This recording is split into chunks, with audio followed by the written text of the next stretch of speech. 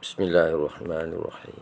Alhamdulillahi rabbil alamin. Wassalatu wassalamu ala sayyidina Muhammadin asyrafil mursalin wa ala alihi wa sahbihi ajma'in. Subhanaka la ilma lana illa ma 'allamtana innaka antal alimul hakim. Rabbi shrah li sadri wa yassir li amri wahlul 'uqdatam min lisani yafqahu qawli.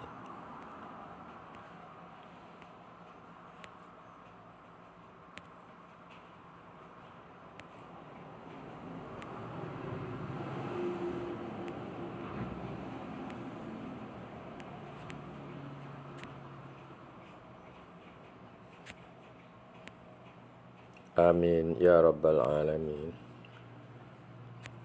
Saya cuba tag beberapa orang yang muncul ajalah saja. Tidak announce dan tadi pun hujan lebat. Tidak ada rancangan khusus untuk kita bicara. Tapi ini adalah siri kelima yang kita rancang untuk buat program memasyarakatkan homeopati. Mudah-mudahan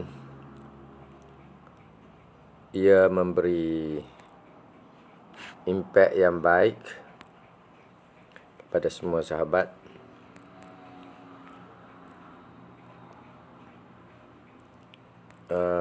Siapa lagi? Okey. Mana-manalah. Kalau kebetulan ada, boleh masuk. Untuk kita bicarakan macam mana kita nak dekatkan lagi, harus laju. Walaupun apa topik kita harus laju. Kalau kita duduk lama menunggu nak bercakap, selalunya audiens sebenarnya tidak gemar menunggu sebab masing-masing sibuk. Masing-masing ada urusan, masing-masing ada kerja yang hendak dibuat.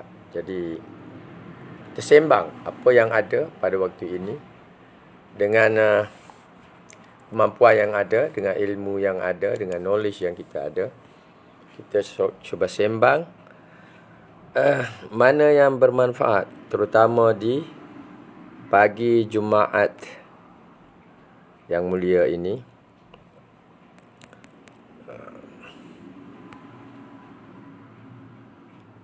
Kalau boleh kita bersama. Ringkas pun tak apa. Yang pentingnya kita online pada waktu ini.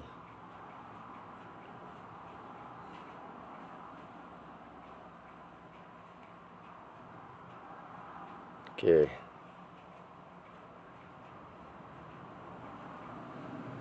On. Ada kawan saya yang dah meninggal ni pun on. Sahabat saya ni, saudara Abdul Rahman Muhammad tinggal. Siapa yang friend dengan dia.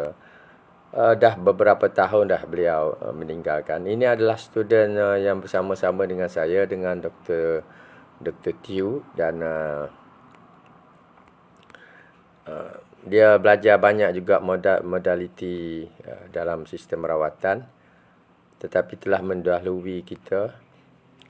Tapi dia punya Facebook masih on, mungkin anak dia guna, family dia guna, wallahu alam. Mudah-mudahan membawa kebaikan. Ya sahabat, kita ambil balik pada muka surat 7, apa yang kita bicarakan dalam muka surat 7.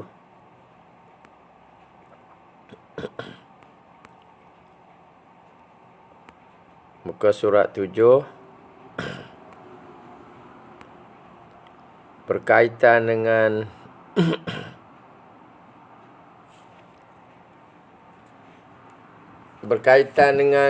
kuliah pengenalan, satu topik pengenalan dalam buku Perubatan Homeopati Teori dan Praktis ini. Kita ada satu topik pengenalan yang saya bicarakan 2 hari yang lepas di dalam kenderaan.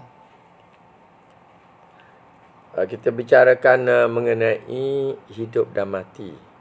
Dan definisi mati kita sebutkan dalam perubatan barat hari ini sejak 300 ke 400 tahun yang dahulu. Sebab mereka hendak lari ke arah materialism, ke arah fahaman materialistik. Lalu definisi bagi mati itu hanya dilihat dari aspek fizikal. Dia tidak lihat aspek kewujudan roh. Maknanya hidup kita ini bergantung kepada roh ada dalam badan atau tidak.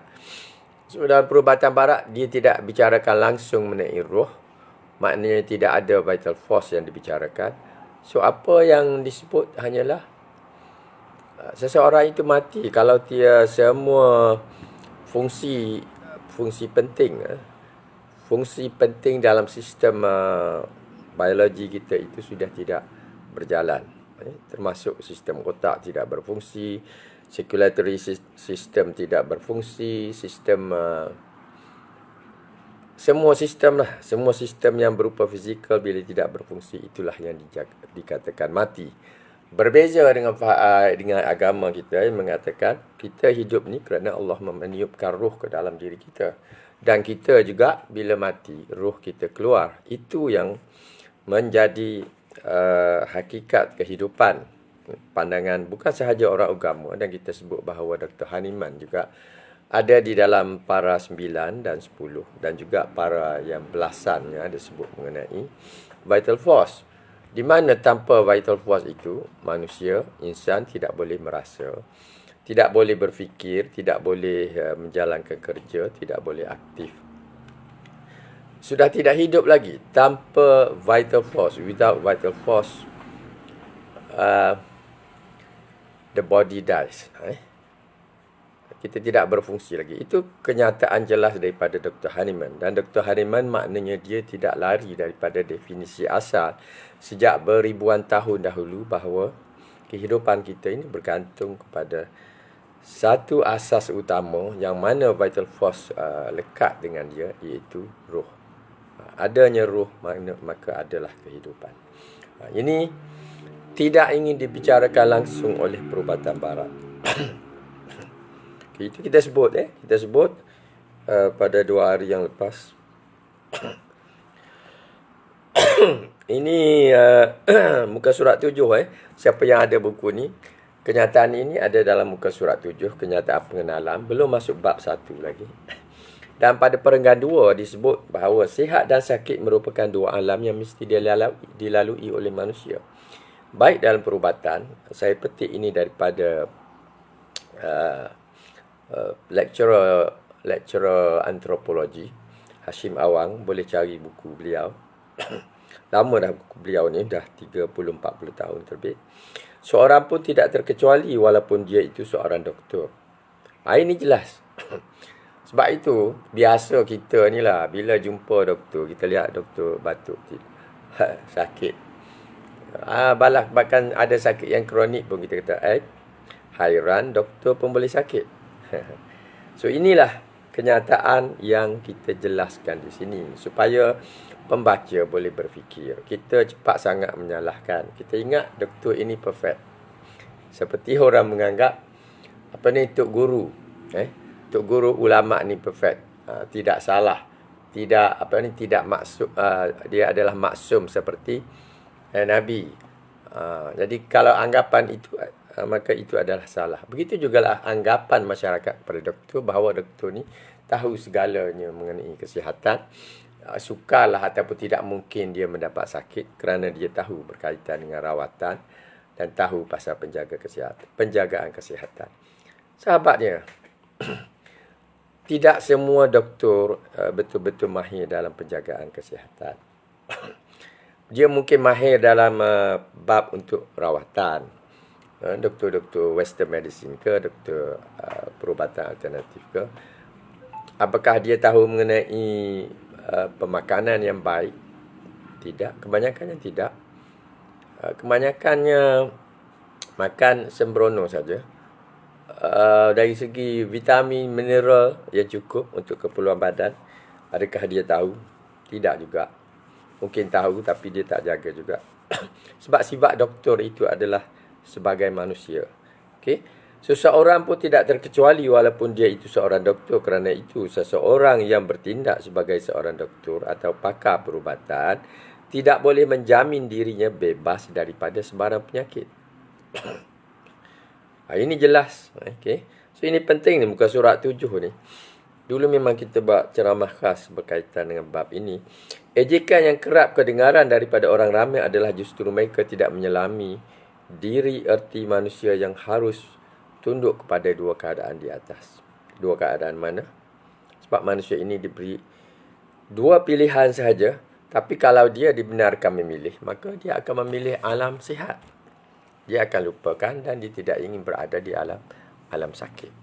Berada di alam sakit sebab dia create problem.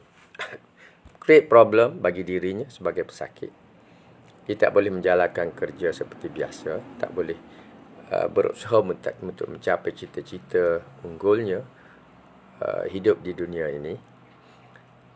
Dia jadi terhad, kaum keluarganya juga akan terhad. Bukan diri orang yang sakit saja yang akan terhad dari segi pergerakan dan aktiviti yang boleh dilakukan. Tetapi saudara-saudara yang tinggal serumah, yang bersama dengannya akan turut terpaksa menghadkan aktiviti mereka sebab kena membantu orang yang sakit. So, sebab itulah satu keadaan yang diterima, yang harus diterima, hakikatnya manusia tidak ingin berada di alam sakit. Sama ada untuk kebaikan dirinya maupun untuk kebaikan sahabat dan kaum keluarganya. Okey. So, baca bab muka surat 7 Muka surat 7. Kalau diberi pilihan ini saya petik daripada seorang ahli antropologi, katanya seseorang itu dilahirkan dengan memiliki dua kerakyatan, yakni alam sihat dan alam sakit. Walaupun kita lebih gemar untuk menggunakan pasport alam sihat, lambat laun kita mahu tidak mahu mungkin untuk waktu yang singkat menjadi rakyat alam sakit. Lambat laun maknanya tidak dapat tidak. Sebab itu agama kita juga berpesan supaya kita, Rasulullah SAW, salah satu perkara yang kita jaga, yang mesti kita raikan dan juga mengguna sebaiknya, iaitu masa sihat sebelum sakit. Sebab masa untuk sakit itu akan tiba. So, bila kita sihat, lakukanlah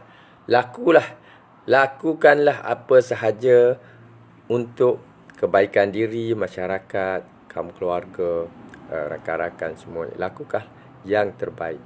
Kalau perlu mencari rezeki, carilah menerusi cara yang terbaik. Kalau perlu untuk menjaga kesihatan untuk masa akan datang, carilah supaya kita lebih lama berada di alam yang sihat dan tidak berada di alam yang sakit. Ini penting.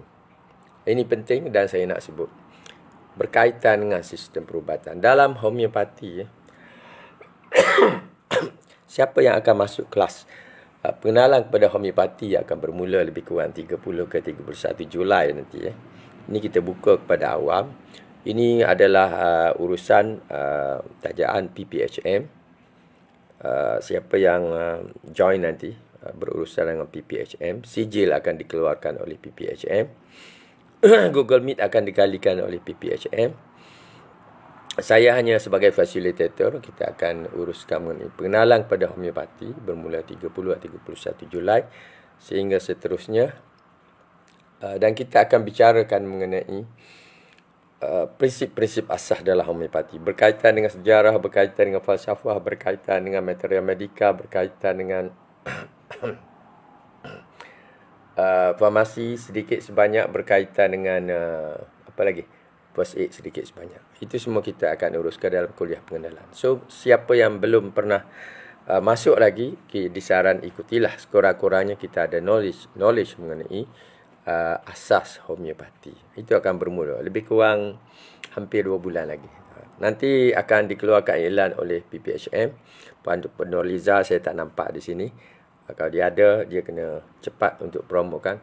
Sekiranya masih lagi ingin taja, masih ingin menguruskan pengenalan kepada homeopati ini, saya harap bersedialah. Sebab kalau saya hilang sendiri sampai ke hujung, maknanya saya akan kendalikan sendiri bawah HBI. Kalau tidak, dia bawah PPHM. So, bila bawah PPHM yang keluarkan sijil, PPHM yang akan menentukan peraturan macam mana pemberian sijil. Semuanya PPHM. Saya hanya Facilitator. Dan buku teks yang utama pada waktu itu ialah Perubatan Homeopati Teori dan Praktis.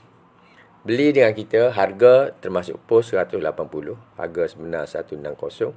Tetapi dengan 140 kita akan beri insya-Allah 2 buku penting untuk kita ikuti kursus. Satu ialah Kamus Istilah Perubatan Homeopati, sebab banyak istilah-istilah baru yang perlu kita dalami dan fahami. Dan satu lagi ialah sebab kita masih ada stok, kita akan beri buku Rawatan Asas Homeopati. Sebab walaupun kita sudah masukkan konten dalam buku Perubatan Homeopati Teori dan Praktis, tetapi ada juga penerangan detail di situ yang mungkin tercicir. Jadi kita akan berikan. So, sekiranya sesiapa yang ingin perubatan homeopati teori dan praktis, boleh beli daripada rakan kita yang lain yang boleh menjual pada harga yang okey untuk satu buku saja. Tapi beli dengan kita, harga 180 termasuk pos. Tapi ada 2 buku insya-Allah kita bagi percuma. Yang garantinya Kamus Istilah Perubatan Homeopati.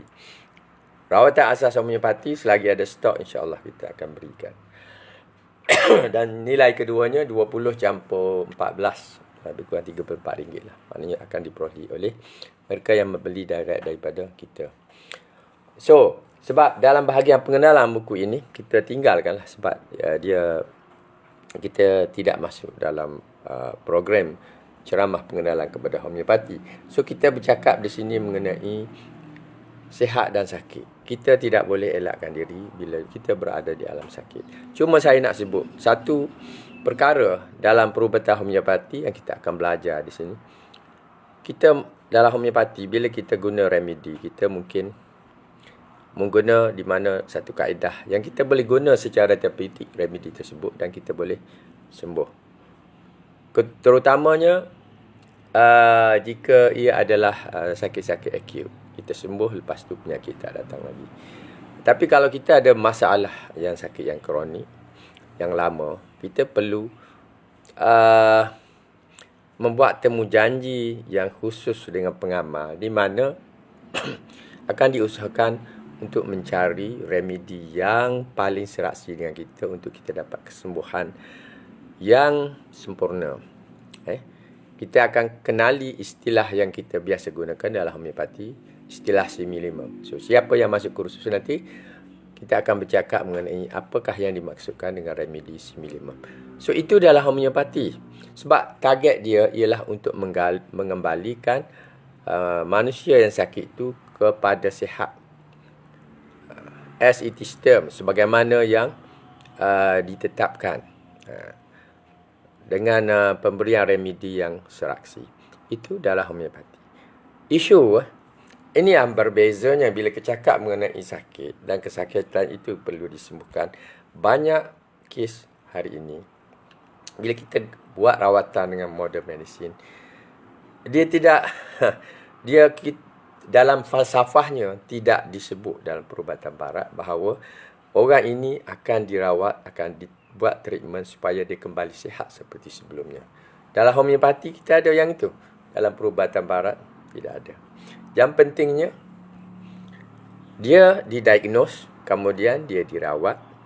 Dan rawatan itu tak semesti menyembuhkan. Ia hanya untuk selesa buat sementara waktu. Ini isu perubatan terkini, perubatan barat. Sebab apa yang hendak diwujudkan di situ ialah dependence. Okey, faham ni dependence dalam perubatan hari ini. Dia kalau boleh dia nak jadikan masyarakat manusia ini drug dependent, salah satu. Contoh. Orang yang datang tiba-tiba kita cek dia mengandungi kadar gula yang tinggi di dalam darah atau dalam air kencing dia. Lalu detect situ sebagai ini adalah pesakit kencing manis. So bila pesakit kencing manis, dia adalah senarai berapa? 1, 2, 3, 4 remedi yang perlu diberi. Peringkat awalnya apa? Dah sebulan, dah 2 bulan tengok tak turun. Tambah lagi ubat.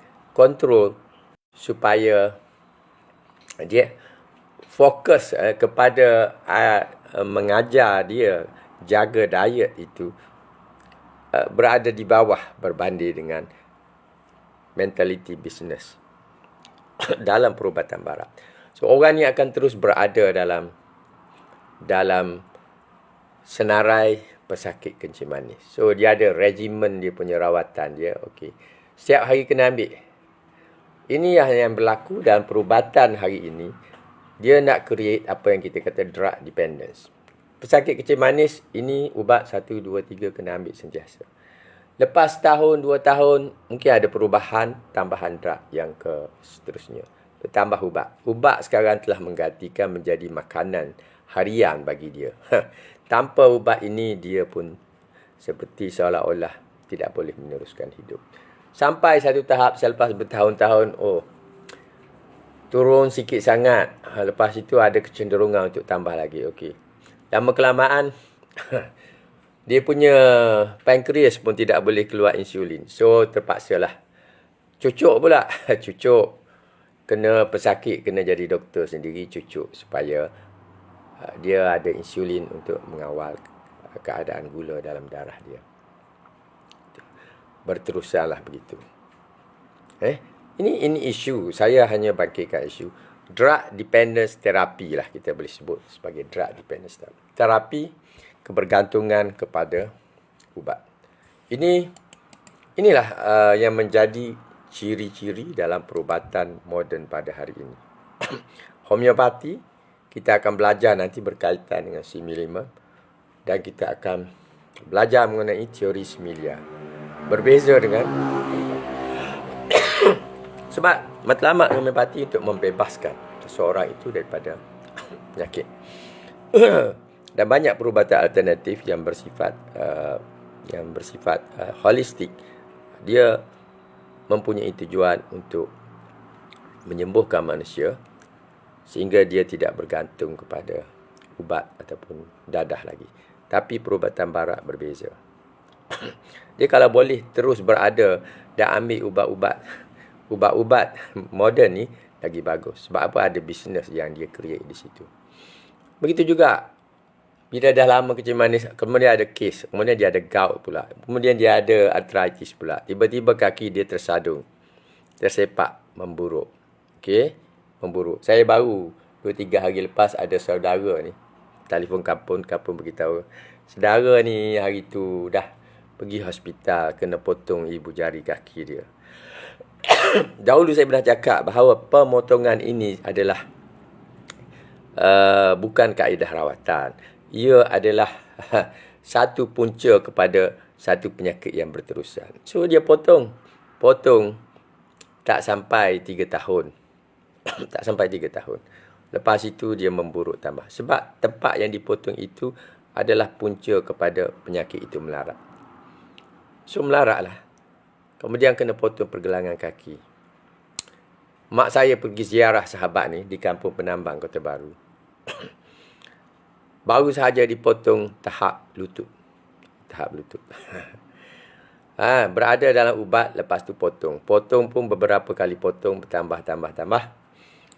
Dan biasanya selepas lutut, memang ada pemotongan kali, amputasi kali seterusnya, iaitu pada paras paha. Okey, selepas tu, dalam beberapa tahun lagi, biasanya tak sampai 3 tahun akan mati. Itu berlaku. Kita bukan nak berpandangan pesimistik atau negatif, tapi hakikatnya itu yang berlaku. Dah banyak bukti-bukti yang kita lihat daripada saudara ke rakan-rakan ke orang yang dekat, orang yang dan jauh. Memang begitulah keadaannya. Dia bukan satu terapi yang menyembuhkan. Dia hanya create satu drug dependence. Yang kedua, dia create penyakit yang bertambah tanpa kesembuhan. Tapi difahamkan kepada masyarakat bahawa tidak ada cara lain untuk kita cure. Dia tak cakap pasal cure. Tidak ada cara lain untuk cure orang yang kencing manis ni. Terutama kalau yang sudah memburuk ibu jari kaki dia, tak ada cara lain, kena potong. Kena potong. Hari tu saya ada cerita mengenai pesakit di zaman Dr. Hahnemann yang memburuk tapi dapat disembuhkan. Tak apa. Hari ni Tapi kita hendaklah sekurang-kurangnya anggota masyarakat ni tidak berfikir bahawa bila kita kena kencing manis ni, maka tamatlah riwayat kita untuk hidup tanpa gula. Maknanya tanpa ada kencing manis. Kenapa tak boleh? Sebab itu bergantung kepada diri kita. Kita yang mengawal pemakanan kita, kita yang mengawal apa bahan yang kita nak ambil, sama ada dia perubatan alternatif ataupun perubatan moden. Kita yang mengawal, kita yang kontrol. Tiap penyakit ada ubat. Itu kita diajar dalam agama kita. Tapi kita tidak praktis yang itu. Kita ikut idea teori perubatan barat. Ini isu. Seperti orang yang pergi ke klinik, tiba-tiba naik darah dia 160, umur 40 tahun, dah naik 160, bawah diastolik dia lebih kurang 90. Masuk tahap kategori tinggi lah. Doktor alopati belum lagi berani untuk memberi ubat. Dia kata pergi ke hospital kerajaan dulu, dan sahabat ini jumpa saya. Dan saya sarankan, sebab dia student kita, dia student. Jadi saya kata saya sarankan ambil ubat ini. Jadi sebab dia sakit, pening kepala, sakit tegang di leher, dan ada beberapa perkara yang menyebabkan dia tidak selesa untuk pergi kerja pun tak boleh dah. Sebab kesan dah tinggi. Jadi saya kata sebab student, kita dah belajar 1-2 remedi ni, saya kata ambil remedi ni. Lepas tu saya kata ada satu remedi lagi, simisifuga untuk tegang leher. Saya kata ini rawatan secara terapeutik, belum lagi rawatan secara similimum yang kita sebut, kita belajar dalam homeopati. Sebab peringkat awal ni, kita tak hajar bab untuk repertorize ataupun melihat individu as a whole. Tetapi basic symptom remedy tu kita ajar. So saya kata remedy ni bagus untuk saya sebut CIMICI. So ada satu remedy. Remedy ni kita akan belajar dalam kuliah untuk pioneer group, insya-Allah. Kita akan ajarlah satu remedy bahagian C. 16 remedy itu termasuk remedy ini. So alhamdulillah dia baik, alhamdulillah. Dan setakat ini kita bagi 2-3 remedy dan under kawalan lah. Darah tinggi dia tu alhamdulillah under kawalan. So dia belum lagi berada di dalam kategori orang yang bergantung kepada ubat. Drug dependence untuk pesakit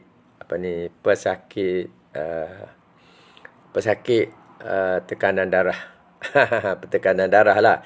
Tekanan darah tinggi atau rendah. Biasanya tekanan darah tinggi lah yang bergantung kepada ubat ni. So alhamdulillah kalau berada. Dan ini boleh dikawal ya sahabat. Boleh dikawal dari segi pemakanan, dari segi exercise kita, dari segi kontrol minda kita supaya tidak selalu berada dalam keadaan tension. Kita boleh kontrol tanpa bergantung kepada ubat. Kita tahu bila bergantung kepada ubat, kesannya bukan sahaja darah tinggi. Nanti dia akan pergi kepada banyak aspek masalah organ lagi. Boleh pergi pada bersama dengan kencing manis, bersama dengan buah pinggang, bersama dengan masalah yang lebih. Sebab drug dependence. Satu, dependence. Yang kedua, masalah drug. Drug kita tahu, kita belajar dalam homeopati, drug ini adalah ubat yang bersifat dadah. Dan kesan sampingannya boleh bersifat fizikal. Homeopati, dia bukan drug. Kita guna potentized medicine. Dan physical effect yang kita sebut side effects itu kita dapat kendurkan. So alhamdulillah sahabat kita ni masih lagi tidak dalam ni.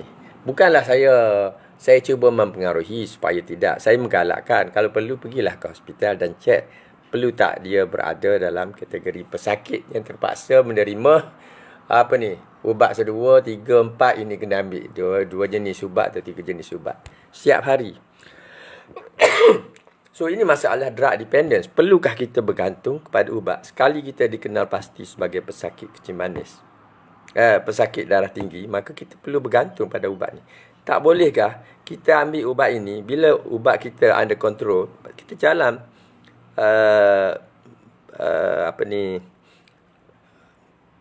membuat aktiviti seperti biasa tanpa bergantung kepada ubat. Bila datang darah sakit naik darah tinggi, baru kita ambil. Sepatutnya begitulah dalam mana-mana amalan perubatan pun. Tetapi kita diajar dalam perubatan hari ini tidak ada cara lain. Mesti bergantung pada ubat. Setiap hari kena ambil. Setahun, 2 tahun setengah. Sampai 10 tahun. 20 tahun bergantung pada ubat tu. Dan lama kelamaan, dia bertambah. Dan dia ada side effect lain daripada ubat yang diambil hari-hari tu. Dan biasanya ke arah buah pinggang itu adalah satu kesan yang biasa. Okey, sebab itu penting yang bukan kita nak kata kan, ada yang bertanya bila saya buat live ni, bertanya ada ubat darah tinggi, ada ubat ada ubat kecil manis ya.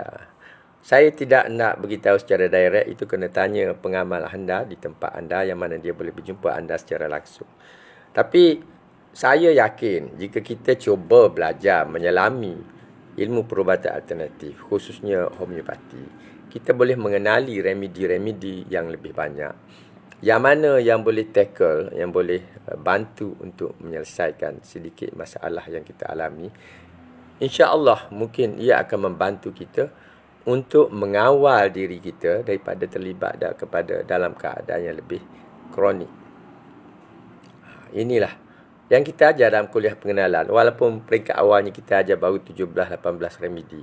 Kemudian bila pergi pada lanjutan kita belajar. Dan terutamanya kalau kita belajar berdasarkan buku ini, dia ada lebih kurang 35 remedi dalamnya yang kita akan belajar. Tapi itu terpaksa kita bahagi kepada 2 kumpulan. Itu satu kumpulan intro 1, yang kedua intro 2. Sebab yang remedi itu tak sempat cover. Untuk cover 18 remedi pun kadang-kadang intro yang pertama kita tak dapat cover.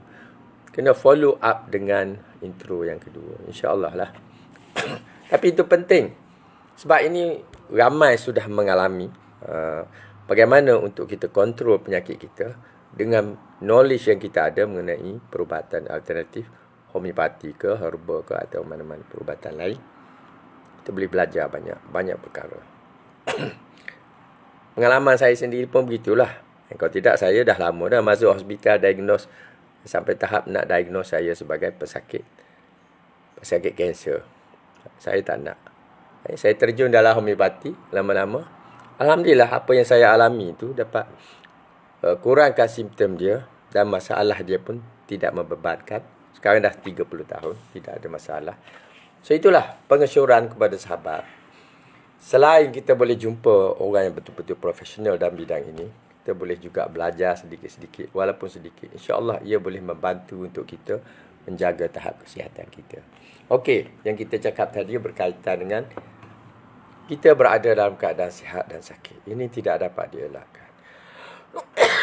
So, kalau boleh, kita boleh belajar sedikit ilmu mengenai kesihatan.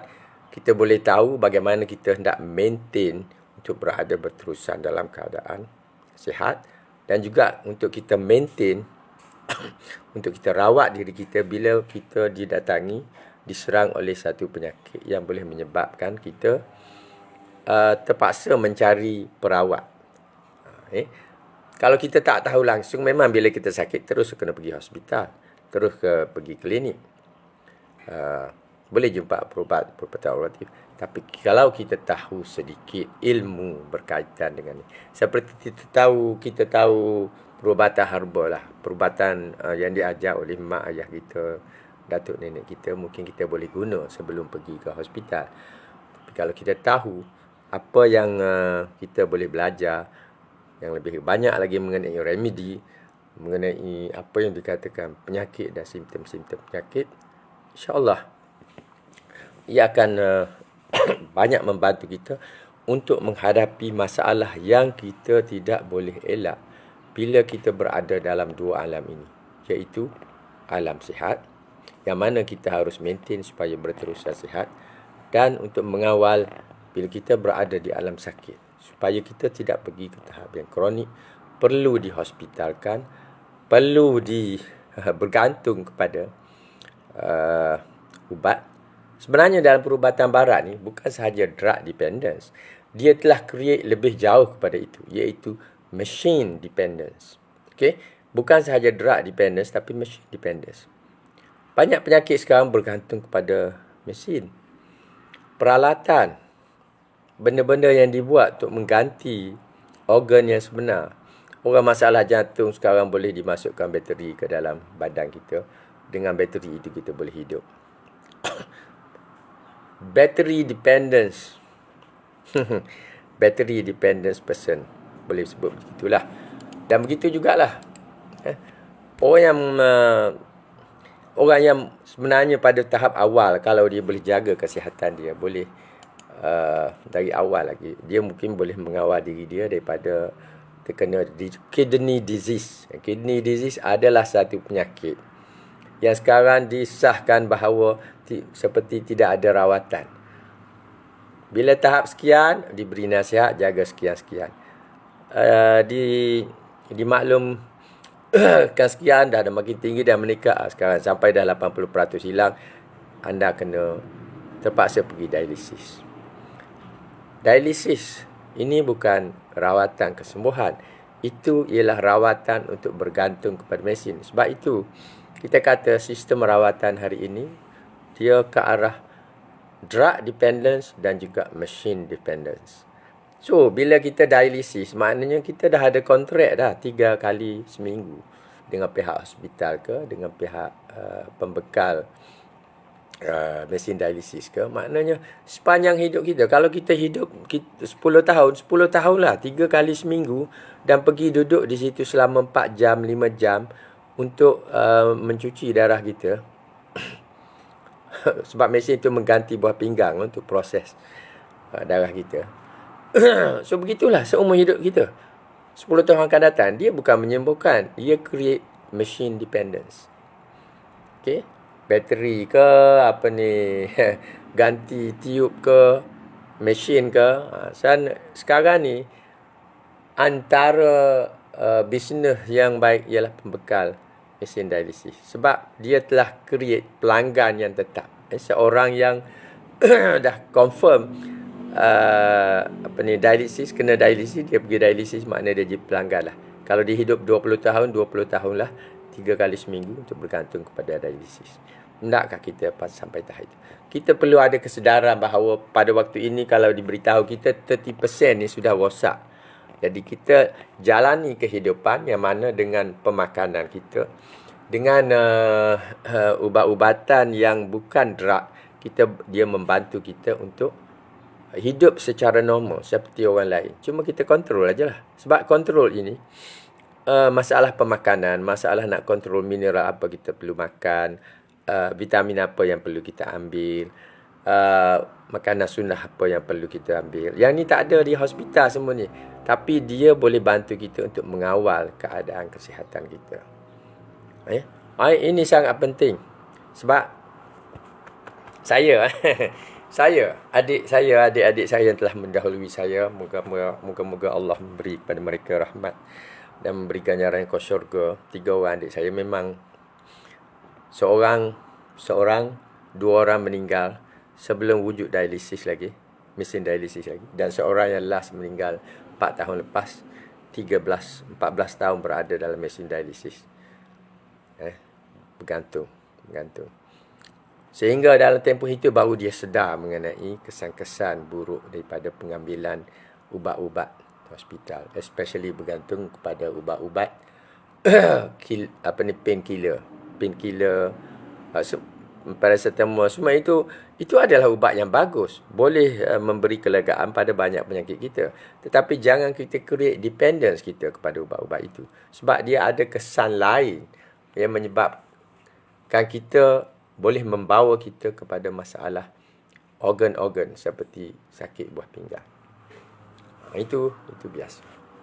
Okay. Sehingga sampai satu tahap, adik saya yang baru meninggal 4 tahun dahulu, dia tak nak ambil Panadol langsung. Saya saran ambil lah. Bila dia demam teruk sangat, saya kata ambil. Tidak ada masalah, ambil sebiji, 2 biji. Lagipun dia dah kena dialisis, apa salahnya ambil sebiji, 2 biji. Tapi langsung dia tak nak ambil. Begitu punya nasihat dia tak nak. Sebab apa? Bila dia duduk di hospital, dia banyak belajar daripada doktor-doktor yang merawat. Doktor yang turut sama sakit dan kena dialisis bersama dengan dia juga memberi maklum bahawa dia mendapat sekian sakitnya itu kerana kebanyakannya painkiller drugs lah. Itu dimaklumkan. Sehingga dia mengelakkan diri langsung untuk ambil. Saya kata, Satu dos tidak ada masalah. Paracetamol, sebab itu dia tulis itu, jangan ambil 8 biji, lebih daripada 8 biji satu hari. 500 kali 8, jangan lebih. Jangan ambil lebih. Jadi kita kontrol. Kalau boleh kita reduce. Sebab kalau kita demam, ambil sebiji, dah sembuh, tak payah ambil lagi. Itu kaedah sepatutnya. Kita jangan jadi drug dependence patient, ataupun machine dependence patient. So kita ni sahabat, kita ada banyak pengalaman di sini dengan sahabat-sahabat yang berisiko dalam college di sini dahulu pun ada pernah dinasihatkan untuk pergi ke mesin dialisis. Dia langsung tak nak, sehingga dia meninggal tanpa dalam keadaan dia tak pergi pada mesin dialisis. Tidak ada masalah, sebab itu pilihan pelanggan. Dia tak nak bergantung kepada mesin. So, dia meninggal. Tapi itulah, bila kita tak nak bergantung pada mesin, bila kita sudah tinggal 20%, 80% sudah rosak, memang kita tak boleh buat apa dah. Sama ada kita nak hidup dengan mesin ataupun kita nak pergi. Sebab untuk kita reverse, supaya buah pinggang itu elok seperti dahulu adalah sukar. Tapi selagi dia belum sampai 50%, maka kita boleh melakukan apa sahaja untuk mengelakkan diri kita daripada tergolong kepada mereka yang machine dependence. Because these are not ubat. Mesin dialisis ni bukan ubat, hanya penyambung hayat sahaja. Seperti juga ubat darah tinggi, ubat kecil manis, ubat gout, semua itu adalah penyambung hayat. Ubat gout. Gout pergi hospital terpaksa lah. Dalam gout, ubat itu, ubat ini. Lepas tu bila tak jalan tukar ubat. Itulah, kanser. Kanser lagi jauh lah tahap dia. Sebab itu penting ini, kita jaga kesihatan. Semasa kita berada di alam sihat, maintain, dan kita cuba cari rawatan yang sesuai bila kita berada di alam sakit. Rawatan yang sesuai kita berada di alam sakit. Dan cuba reverse, kalau boleh kita balik kembali kepada alam sihat. Dan insyaAllah, sebagai satu iklan juga, kalau kita nak belajar lebih jauh sikit mengenai ilmu berkaitan dengan perubatan, khususnya homeopati, kelas akan dibuka 31 Julai. With or without PPHM. So saya nak PPHM aktif. Pastikan Google Meet boleh dibuat, boleh rekod, boleh keluar CJ, boleh semua. Sebab itu adalah janji kita. Sebab kalau tidak, macam mana kita nak boleh adakan kerjasama yang memanfaatkan pengguna. So, mesti bahagian itu sama-sama kita sempurnakan. Saya sebagai facilitator, itu kita ikhtiarkan sebagai facilitator.